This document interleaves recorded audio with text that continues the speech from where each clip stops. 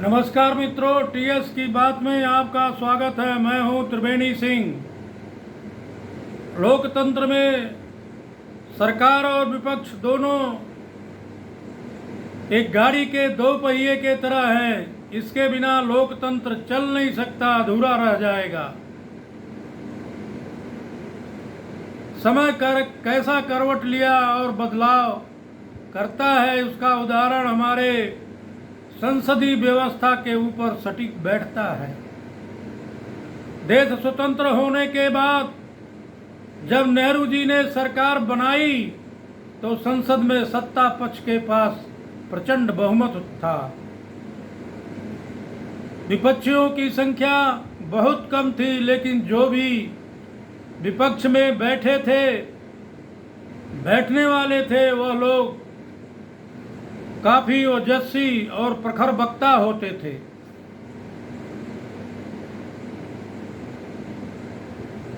उनके तर्क और आंकड़े इतने मजबूत होते थे कि सरकार के पास उनका काट नहीं होता था और विवश होकर विपक्ष की बात सुनने को मजबूर होते थे। अटल बिहारी वाजपेयी, राजनारायण, मधुलिमय, जॉर्ज फर्नांडिस, डॉक्टर राम मनोहर लोहिया, ये लोग प्रखर वक्ता थे, ओजस्वी वक्ता थे। इन लोगों के पास राजनीतिक समझ थी, देश के वास्तविक समस्याओं का ज्ञान था। उस समय के विरोधी नेता जन समस्याओं के लिए सही आंकड़े रखते थे। उसको सरकार नकार नहीं सकती थी। राष्ट्रीय और अंतर्राष्ट्रीय मुद्दे पर उनको गहरी समझ थी। जब समस्याओं के ऊपर बहस होती थी तो लोग दर्शक दीर्घा में बैठकर बहस का आनंद लेते थे, सुनते थे। 5 से 6 घंटे तक एक एक वक्ता बोलते थे।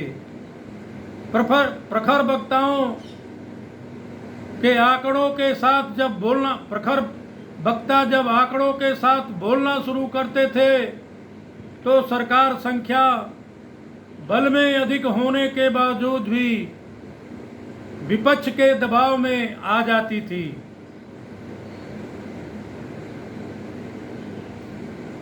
आज के परिदृश्य में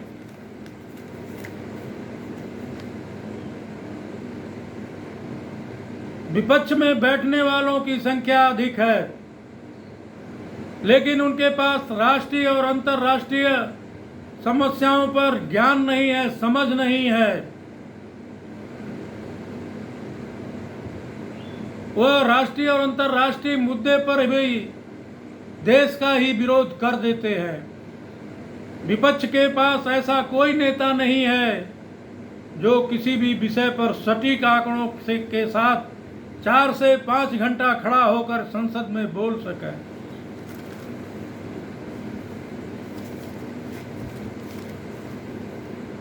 ऐसा इसलिए है कि आज के विपक्ष में बैठने वाले नेताओं को किसी भी विषय पर अध्ययन करने की आदत नहीं है।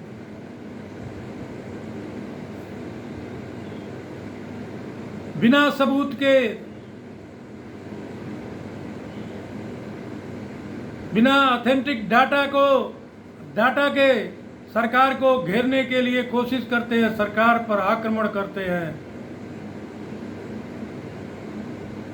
जो बहस में अपने आप ही बेनकाब हो जाता है। फर्जी सबूत इकट्ठा करके सरकार को घेरने की नाकाम कोशिश करते हैं। सेना दुश्मन देश के खिलाफ आक्रामक कार्रवाई करती है, एक्शन लेती है तो सेना से उसका सबूत मांगा जाता है।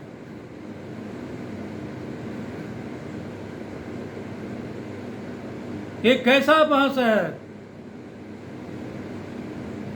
अपने देश की वीरता पर प्रश्न चिन्ह लगा रहे हैं,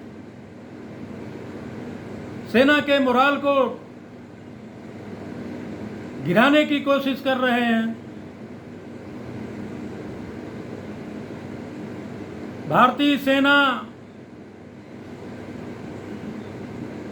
लद्दाख में चीन को कड़ा एवं मुंहतोड़ जवाब दे रही है, तो विपक्ष दुष्प्रचार करता है कि चीन भारतीय भूभाग में घुस आया है। सेना बाउंड्री पर खड़ी है, अपने एक एक इंच की रक्षा करने के लिए बर्फीले पहाड़ों के और तूफानों के बीच में खड़ी है। फिर भी उनके साहस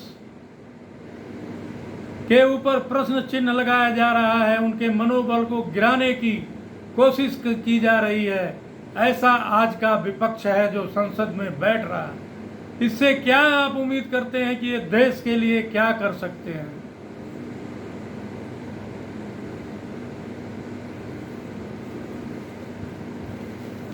अब इनके पास न आंकड़े हैं, न अच्छे वक्ता हैं। अब यह केवल कुतर्क का सहारा लेकर संसद में अवरोध पैदा किया जाता है।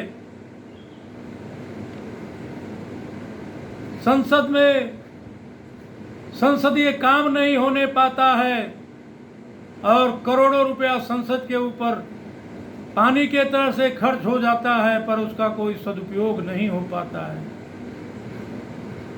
अब इसे समय का चक्र ही माना जाए कि विपक्ष में वर्तमान में संख्या बल तो है, पर आंकड़े नहीं हैं, अच्छे वक्ता नहीं हैं।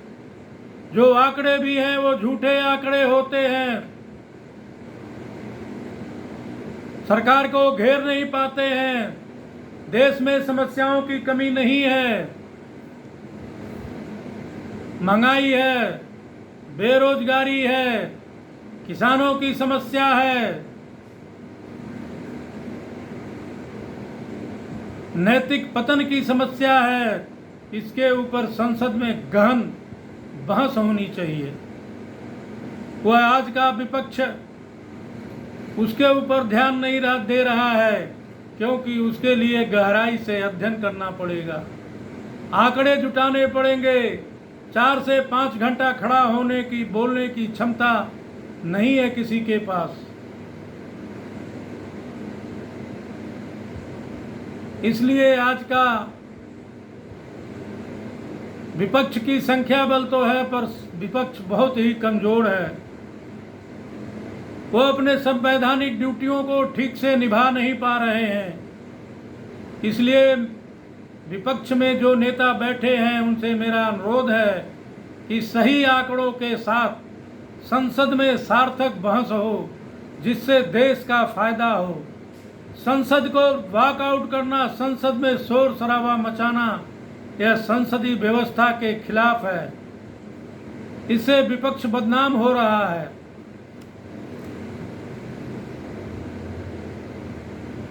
मित्रों, अगर आप मेरे चैनल पर नए हैं तो सबसे पहले मेरे चैनल को सब्सक्राइब करें तथा मेरे वीडियो को लाइक करें एवं ज़्यादा से ज़्यादा शेयर करें। अगर कोई कमेंट्स है तो कमेंट्स करें तथा बेल आइकन की बटन दबाना ना भूलें। धन्यवाद।